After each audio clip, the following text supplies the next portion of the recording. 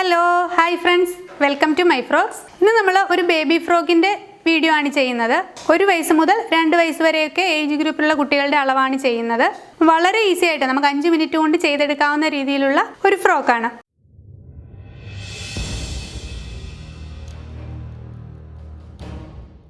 അപ്പോൾ ഇതിന് വേണ്ട ക്ലോത്ത് ഞാനിവിടെ കോട്ടൺ ക്ലോത്ത് ആണ് യൂസ് ചെയ്തിരിക്കുന്നത്. അതുപോലെ തന്നെ ഇതിൻ്റെ മെഷർമെൻറ്റ് ഒന്ന് പറയാം.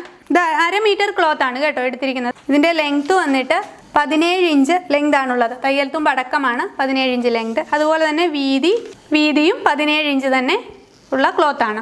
ആ മെഷർമെൻറ്റിലുള്ള 2 ക്ലോത്ത് ഉണ്ട് ഇത് കേട്ടോ. അതെ, 2 പീസ് ക്ലോത്ത് ഉണ്ട്. ഫ്രണ്ടും ബാക്കുമായിട്ടുള്ള ക്ലോത്താണിത്. നമ്മളിത് ഈ ക്ലോത്തിനെ ഇങ്ങനെ കൃത്യം 2 ആയിട്ടൊന്ന് മടക്കുന്നു. അപ്പം ക്ലോത്ത് ഇതേ കൃത്യം പകുതിയായിട്ട് ഇങ്ങനെ മടക്കി ഇട്ടിട്ടുണ്ട്. നമ്മുടെ സൈഡിലേക്ക് വരുന്ന ഭാഗമാണ് ക്ലോസ്ഡ് ആയിട്ടുള്ള പോർഷൻ. ഇതേ നമ്മുടെ ഇവിടെ നിന്നും ഈ ക്ലോസ്ഡ് ആയിട്ടുള്ള ഈ പോർഷനിൽ നിന്നും ഇങ്ങോട്ടേക്ക് ഞാനിവിടെ ഒരു 2 ഇഞ്ച് മാർക്ക് ചെയ്യുന്നു. 2 ഇഞ്ച് മാർക്ക് ചെയ്യുന്നു. അതിനുശേഷം ഷോൾഡർ 5 ഇഞ്ചും മാർക്ക് ചെയ്യുന്നു. ഇവിടെ നിന്നും 5 ഇഞ്ചും മാർക്ക് ചെയ്യുന്നു. ഈ 5 ഇഞ്ച് ഷോൾഡർ മാർക്ക് ചെയ്ത പോയിന്റിൽ നിന്നും താഴേക്ക് ഒരു 5 ഇഞ്ച് കൂടി മാർക്ക് ചെയ്യുന്നു. നമ്മുടെ കൈക്കുഴിയാണ്. 5 ഇഞ്ച് മാർക്ക് ചെയ്ത് ഇങ്ങനെ ഒരു ബോക്സ് ആയിട്ടൊന്ന് വരച്ചെടുക്കുക. ഇങ്ങനെ മാർക്ക് ചെയ്തു. അതുപോലെ തന്നെ കഴുത്തിൻ്റെ ഇറക്കം ഞാനിവിടെ 2.5 ഇഞ്ച് മാർക്ക് ചെയ്യുന്നു. അതും ഇതുപോലെ തന്നെ നമുക്കൊരു ബോക്സ് ആയിട്ട് ഇങ്ങനെ വരച്ചെടുക്കാം. ഇനി ഇതേ നമുക്ക് ഈ മാർക്ക് ചെയ്ത ഈ മാർക്കിങ്ങിൽ, കൈക്കുഴിയുടെ മാർക്കിങ്ങിൽ തന്നെ നമുക്ക് ചെസ്റ്റിൻ്റെ അളവൊന്ന് മാർക്ക് ചെയ്യാം. 6 ഇഞ്ചാണ് ചെസ്റ്റിൻ്റെ അളവ് വരുന്നത്.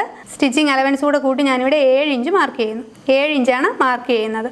ഇനി ഈ 7 ഇഞ്ച് മാർക്ക് ചെയ്ത ഈ മാർക്കിങ്ങിൽ നിന്നും താഴേക്ക് ഈ എൻഡ് വരെയും നമുക്കൊരു സ്ട്രെയിറ്റ് ലൈൻ ആയിട്ട് ഇങ്ങനെ വരയ്ക്കാം.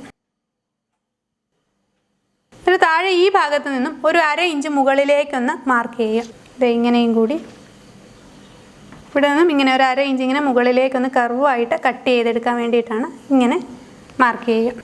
നമുക്കിത് ഈ കൈക്കുഴിയുടെ ഈ ഭാഗം റൗണ്ട് ചെയ്ത് കട്ട് ചെയ്തെടുക്കാം. കഴുത്തിൻ്റെ ഈ ഭാഗവും റൗണ്ട് ചെയ്തെടുക്കുക. ഇനി നമുക്ക് ഈ കഴുത്തിൻ്റെ ഈ പോർഷൻ ഇങ്ങനെ കട്ട് ചെയ്യുക.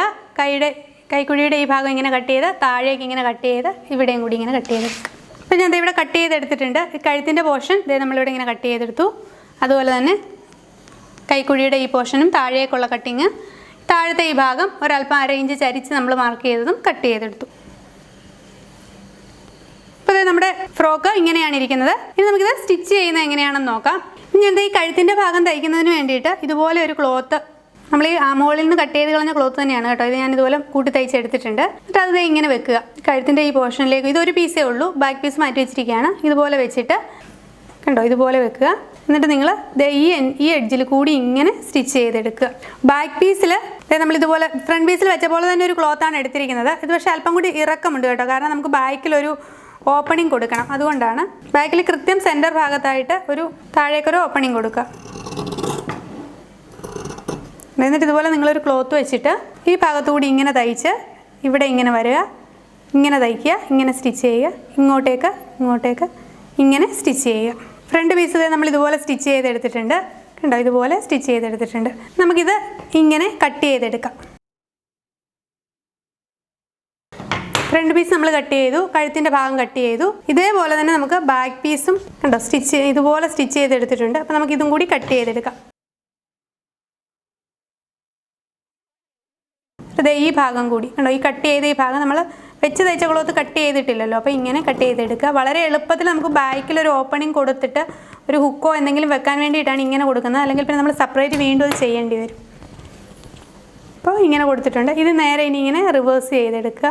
ഇതേ ഫ്രണ്ട് പീസും ബാക്ക് പീസും നമ്മൾ റിവേഴ്സ് എടുത്തിട്ടുണ്ട്. അപ്പോൾ ഇതിൻ്റെ നെക്ക് പെർഫെക്റ്റ് ആയിട്ട് കിട്ടിയിട്ടുണ്ട് കണ്ടോ. അതുപോലെ ബാക്ക് ഓപ്പണിങ്ങും അതുപോലെ തന്നെ കിട്ടിയിട്ടുണ്ട്. അതുകൊണ്ടാണ് ഇങ്ങനെ ഒന്നിച്ച് വെച്ച് തയ്ക്കാൻ പറഞ്ഞത്. ഇനി നമ്മൾ ചെയ്യേണ്ടത് ഈ ഷോൾഡർ തമ്മിൽ ജോയിൻ ചെയ്യുക. ഷോൾഡർ ജോയിൻ ചെയ്യുമ്പോൾ ഈ ലൈനിങ് ക്ലോത്ത് കൂടി ഇതേ ഇങ്ങനെ നേരെ വരത്തക്ക രീതിയിൽ വെച്ച് വേണം ജോയിൻ ചെയ്യാൻ കേട്ടോ. ഇങ്ങനെ പിടിച്ച് വേണം ഷോൾഡർ ജോയിൻ ചെയ്യാൻ.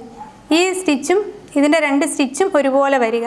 ഇവിടെ ഇപ്പോൾ ഷോൾഡർ 2ഉം ജോയിൻ ചെയ്തിട്ടുണ്ട് കണ്ടോ. ഈ ലൈനിങ് ക്ലോത്ത് ഇങ്ങനെ നമ്മൾ വെച്ച് തയ്ച്ച ആ ക്ലോത്തും കൂടി നീളത്തിൽ വെച്ചിട്ടാണ് ഇങ്ങനെയാണ് ഞാൻ ഷോൾഡർ സ്റ്റിച്ച് ചെയ്തിരിക്കുന്നത്. ഇനി ഇത് നമ്മളിത് ഇങ്ങനെ ഉള്ളിലേക്ക് മടക്കി വെച്ചിട്ട് ഈ പുറമേ കൂടി ഒന്ന് സ്റ്റിച്ച് ചെയ്യുക, പതിച്ച് സ്റ്റിച്ച് ചെയ്യുക. അതായത് ഇവിടെ നിന്നും ഇങ്ങനെ സ്റ്റാർട്ട് ചെയ്ത് ഇങ്ങനെ ഇതിൻ്റെ എഡ്ജിൽ കൂടി നല്ല ഭാഗത്തു കൂടി തന്നെ തയ്ക്കുക കേട്ടോ.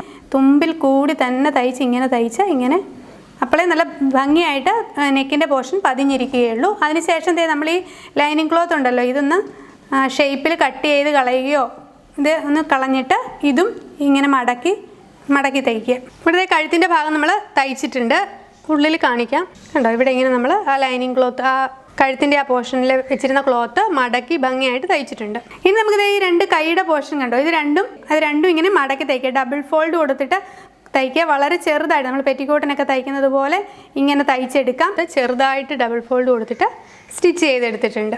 നമ്മളിത് ഈ കൈക്കുഴിയുടെ ഈ പോർഷൻ തൊട്ട് താഴെ വരെ ഇങ്ങനെ ഒന്ന് സ്റ്റിച്ച് ചെയ്യുക. ഇവിടെ ഇങ്ങനെ സ്റ്റിച്ച് ചെയ്തെടുക്കുക. അതുപോലെ തന്നെ ഈ സൈഡും ഇതേപോലെ സ്റ്റിച്ച് ചെയ്തെടുക്കുക. നമ്മൾ 2 സൈഡും ഇതേ തയ്ച്ചിട്ടുണ്ട്, കണ്ടോ. ഇനി നമ്മൾ ഈ താഴത്തെ ഭാഗം ഡബിൾ ഫോൾഡ് കൊടുത്തിട്ട് മടക്കി തയ്ക്കുക. ആദ്യം ഒരു 1/2 ഇഞ്ച് മടക്കുക, പിന്നെ വീണ്ടും ഒരു 1/4 ഇഞ്ച് വലിപ്പത്തിൽ ഈ വീതിയിൽ ഇങ്ങനെ മടക്കി റൗണ്ടായിട്ട് സ്റ്റിച്ച് ചെയ്തെടുക്കുക. ഇതിൻ്റെ അടിഭാഗം നമ്മൾ മടക്കി തയ്ച്ചിട്ടുണ്ട്. ഇനി ഞാൻ ഫ്രണ്ടിൽ ഒരു ഫ്രില്ല് കൊടുക്കുന്നതിന് വേണ്ടിയിട്ട് ഇതുപോലെ ഒരു ക്ലോത്ത് എടുത്തിട്ടുണ്ട്. ഇതിൻ്റെ മെഷർമെൻ്റ് ഒന്ന് പറയാം. ഞാൻ 6 ഇഞ്ച് വീതിയുണ്ട്, അതുപോലെ തന്നെ ലെങ്ത് വന്നിട്ട് 26 ഇഞ്ച് ലെങ്ത് എടുത്തിട്ടുണ്ട്. ഈ ക്ലോത്തിൻ്റെ മുകൾ ഭാഗവും താഴത്തെ ഭാഗവും ഒരു 1/4 ഇഞ്ച് ഗ്യാപ്പിൽ 2 ഫോൾഡ് കൊടുത്തിട്ട് ഇതുപോലെ ഒന്ന് മടക്കി തയ്ക്കുക. അതിനുശേഷം ഇങ്ങനെ വെച്ച് ഇങ്ങനെ സ്റ്റിച്ച് ചെയ്തെടുക്കുക. ഞാൻ ക്ലോത്ത് ഇതുപോലെ സ്റ്റിച്ച് ചെയ്തിട്ടുണ്ട്, 2 സൈഡും മടക്കി അടിച്ചിട്ടുണ്ട്. ഇനി നമ്മളിതിനെ റിവേഴ്സ് ചെയ്തെടുക്കുക. ഇങ്ങനെ റിവേഴ്സ് ചെയ്തെടുക്കുക. നമ്മളിത് ഈ ക്ലോത്ത് റിവേഴ്സ് ചെയ്തെടുത്തിട്ടുണ്ട് കേട്ടോ, നല്ല ഭാഗം പുറത്ത് വന്നു. ഇനി നമ്മളിത് ഈ ഉടുപ്പിൻ്റെ കൃത്യം സെൻറ്റർ ഭാഗത്തായിട്ട് ഫ്രണ്ട് പീസിൽ മാത്രം കേട്ടോ, തയ്ക്കുമ്പോൾ ഫ്രണ്ട് പീസ് മാത്രം എടുക്കുക. എന്നിട്ട് ഇങ്ങനെ നമുക്ക് സ്റ്റിച്ച് ചെയ്ത് പോവാം. ഇങ്ങനെ ഫ്രില്ല് കൊടുത്ത് താഴെ വരെയും ഈ ഫ്രോക്കിൻ്റെ ഈ പോർഷൻ വരെയും ഇതേപോലെ ഫ്രില്ല് കൊടുത്തിട്ട് സെൻറ്ററിൽ കൂടി സ്റ്റിച്ച് ചെയ്ത് പോവുക. ഇത് നമ്മൾ ആ ക്ലോത്ത് ഇങ്ങനെ ഫ്രില്ല് പോലെ സെൻറ്റർ പോർഷനിൽ വെച്ച് തയ്ച്ചിട്ടുണ്ട്. അങ്ങനെ നല്ല ഭംഗിയുള്ള ഒരു കുഞ്ഞുടുപ്പ്, വളരെ ഈസി ആയിട്ടും ഫാസ്റ്റ് ആയിട്ടും തയ്ക്കാൻ പറ്റിയ ഒരു കുഞ്ഞുടുപ്പ് റെഡി ആയിട്ടുണ്ട്. അപ്പോൾ ഇതിൻ്റെ ബാക്ക് ഭാഗത്ത് ഞാൻ ഹുക്ക് കൊടുക്കുകയോ പ്രസ് ബട്ടൺ വെക്കുകയോ അങ്ങനെ എന്തെങ്കിലും ചെയ്യാം. അപ്പോൾ എല്ലാവരും ഇതൊന്ന് ട്രൈ ചെയ്ത് നോക്കുക. എല്ലാവരും ഷെയർ ചെയ്യുക, കമൻറ്റ് ചെയ്യുക, സബ്സ്ക്രൈബ് ചെയ്യുക. Thank you for watching.